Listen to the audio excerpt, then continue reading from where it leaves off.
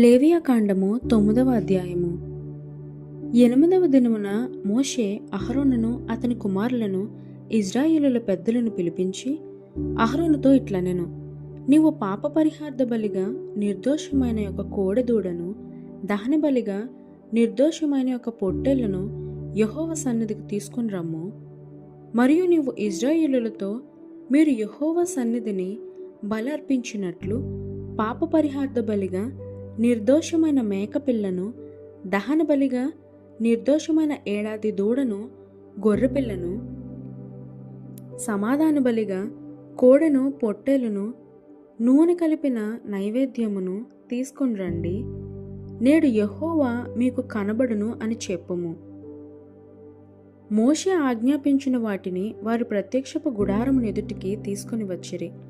సమాజమంతయు దగ్గరకు వచ్చి యెహోవా సన్నిధిని నిలువగా, మోషే, మీరు చేయవలెనని యెహోవా ఆజ్ఞాపించినది ఇదే, అట్లు చేయుడి, అప్పుడు యెహోవా మహిమ మీకు కనబడుననెను.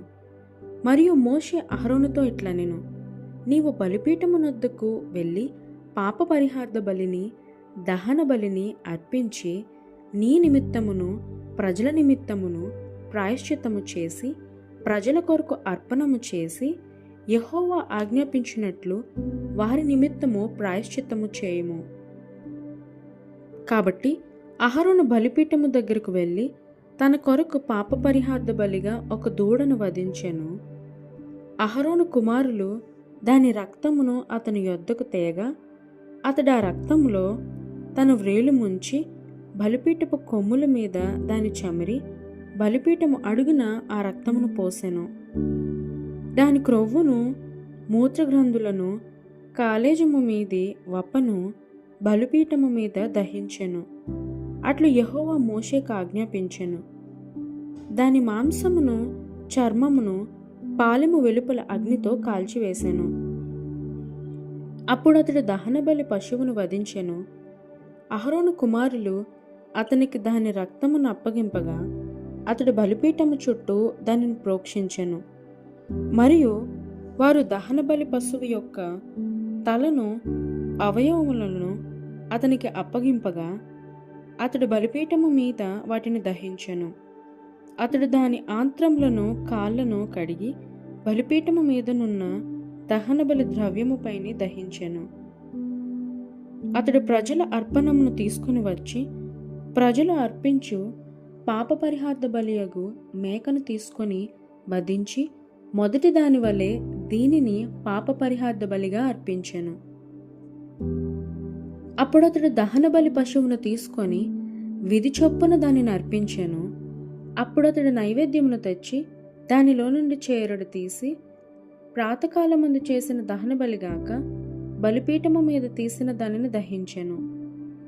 మరియు మోషే ప్రజలు అర్పించు సమాధాన బలి రూపమైన కోడెదూడను, పొట్టేలును వధించెను. అహరోను కుమారులు దాని రక్తమును అతనికి అప్పగింపగా అతడి బలిపీఠము చుట్టూ దానిని ప్రోక్షించెను. మరియు వారు ఆ దూడ క్రొవ్వును, మేక క్రొవ్వును, క్రొవ్విన తోకను, ఆంత్రములను కప్పు, క్రొవ్వును, మూత్రగ్రంథులను, కాలేజాము మీది వప్పను అప్పగించిరి. బోరల మీద క్రొవ్వును ఉంచిరి.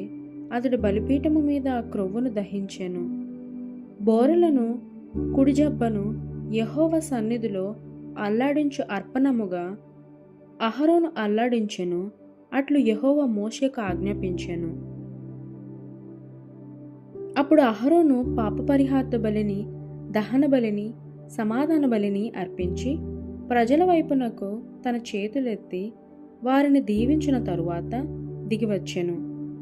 మోషే అహరోనులు ప్రత్యక్షపు గుడారంలోనికి పోయి వెలుపలికి వచ్చి ప్రజలను దీవింపగా యెహోవా మహిమ ప్రజలకందరికీ కనబడెను. యెహోవా సన్నిధి నుండి అగ్ని బయలువెళ్ళి బలిపీఠము మీదనున్న దహన బలి ద్రవ్యమును, క్రొవ్వును కాల్చివేసెను. ప్రజలందరూ దానిని చూచి ఉత్సాహధ్వని చేసి సాగిలపడిరి.